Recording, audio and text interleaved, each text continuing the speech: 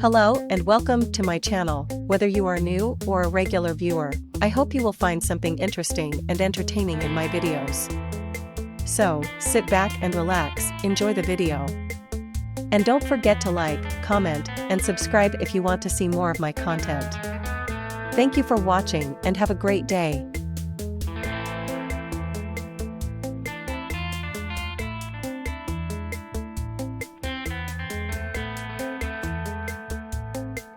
Marco was always fascinated by ancient civilizations and their mysteries. He loved reading books and watching documentaries about the Maya, the Aztecs, the Incas, and other cultures that thrived in the Americas before the arrival of the Europeans.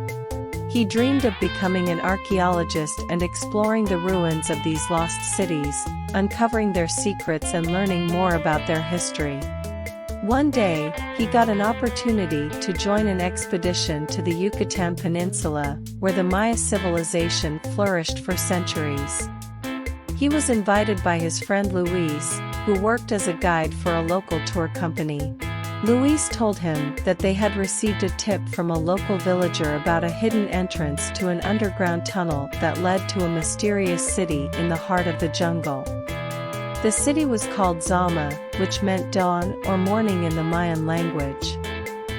It was rumored to be one of the oldest and most sacred sites of the Maya, where they performed rituals and ceremonies to honor the sun god Kinichahau. Marco was thrilled by the prospect of discovering a new archaeological site. He packed his backpack with some essential items: a flashlight, a knife, a compass, a map, a camera, some water and food, and a notebook. He met Luis at the airport and they boarded a small plane that took them to a nearby town. From there, they hired a jeep and drove for several hours through dirt roads and dense vegetation until they reached the village where the informant lived. They found him waiting for them at his hut. He was an old man with wrinkled skin and gray hair. He greeted them warmly and invited them inside. He told them that he had found the entrance to the tunnel by accident while hunting in the jungle. He had followed it for a short distance until he reached a large chamber with stone carvings and paintings on the walls.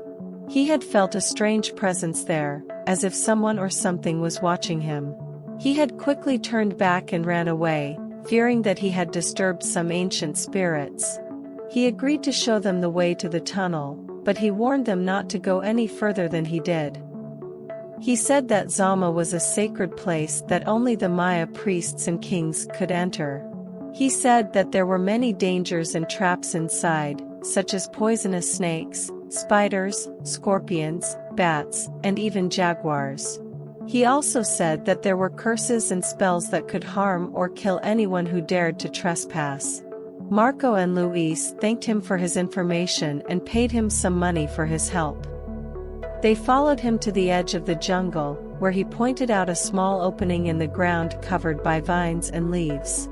He said that this was the entrance to the tunnel. He wished them good luck and left them alone. Marco and Luis looked at each other with excitement and curiosity. They decided to go ahead with their plan and explore the tunnel.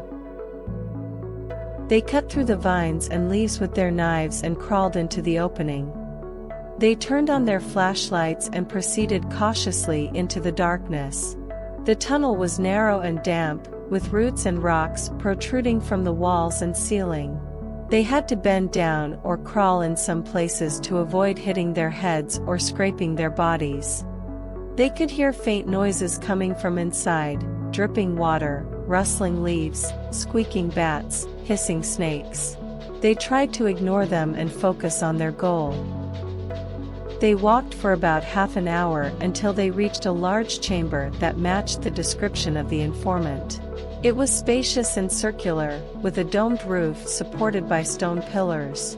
The walls were decorated with elaborate carvings and paintings depicting scenes from Mayan mythology and history: gods and goddesses, animals and plants, warriors and rulers. The colors were faded but still visible: red, blue, yellow, green. There was also a large stone altar in the center of the room, with a carved sun symbol on top. Marco was amazed by what he saw.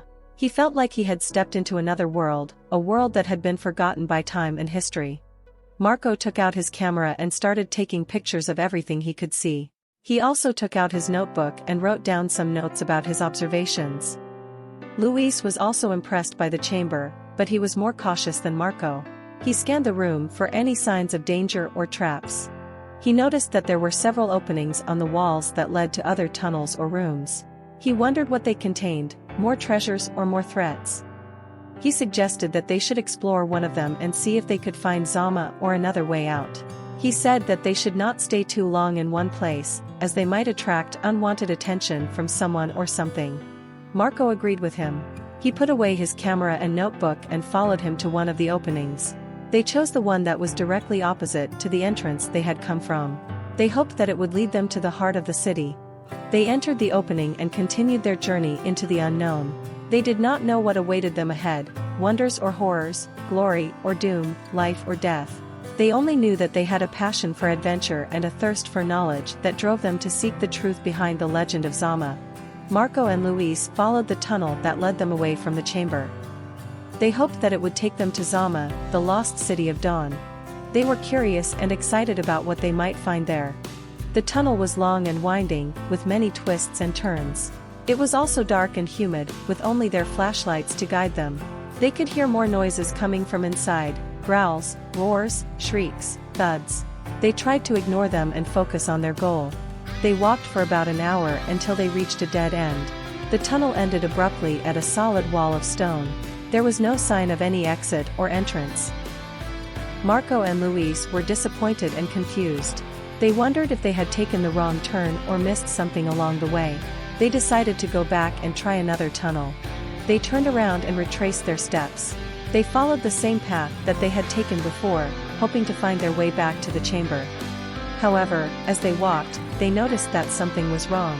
The tunnel seemed different from before. It was narrower and steeper, with more roots and rocks blocking their way.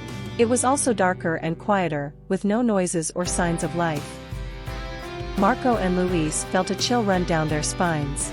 They realized that they were lost. They had somehow entered a different tunnel than the one they had come from. They had no idea where they were or how to get out. They panicked and started running, hoping to find an exit or a familiar landmark. They ran for what seemed like an eternity, but they only found more walls and dead ends. They were trapped in a maze of tunnels, with no way out. They screamed for help, but no one heard them. They were alone in the dark. Marco and Luis were lost in a maze of tunnels, with no way out. They had run out of water and food, and their flashlights were dying. They were exhausted and scared, and they had lost all hope of finding Zama or escaping. They decided to stop running and rest for a while. They found a small alcove in the wall and sat down on the floor. They leaned against each other and tried to stay calm. They talked about their lives, their families, their dreams, their regrets. They tried to comfort each other and forget about their situation. They also prayed to God, to the sun god Kinichahau, to anyone who could hear them. They asked for forgiveness, for mercy, for a miracle. They did not know how long they stayed there. It could have been hours, days, or weeks. Time had no meaning in the dark. Then, one day, they heard a sound. A faint sound, but a sound nonetheless. A sound that they had not heard before. A sound of footsteps. They looked at each other with disbelief and hope. They wondered if it was someone who could help them or someone who would harm them. They decided to take a chance and call out for help. They shouted as loud as they could, hoping that someone would hear them. "Help! Help! We're here! We're trapped! Please help us!" They waited for a response, but none came. They shouted again, louder and more desperately. "Help! Help! Please! We need help!" They waited for a response, but none came. They shouted again and again, until their voices were hoarse and their throats were dry. But no one answered them. No one came to save them. No one cared about them. They were alone in the dark. Marco and Luis were lost in a maze of tunnels, with no way out. They had shouted for help, but no one had answered them. They had given up hope of being rescued or finding Zama. They decided to spend their last moments together, as friends and companions. They hugged each other and thanked each other for everything they had shared. They said their goodbyes and closed their eyes. They waited for death to come and take them away. But death did not come. Instead, something else came. Something that they had not expected. Something that they had not seen before. Something that changed everything. A light. A bright and warm light that filled the tunnel with its radiance. A light that came from above. A light that came from the sun. Marco and Luis opened their eyes and saw the light. They felt a surge of joy and relief. They realized that they were not alone or doomed. They realized that they were blessed and chosen. They got up and followed the light. They climbed up the hole and emerged into the open air.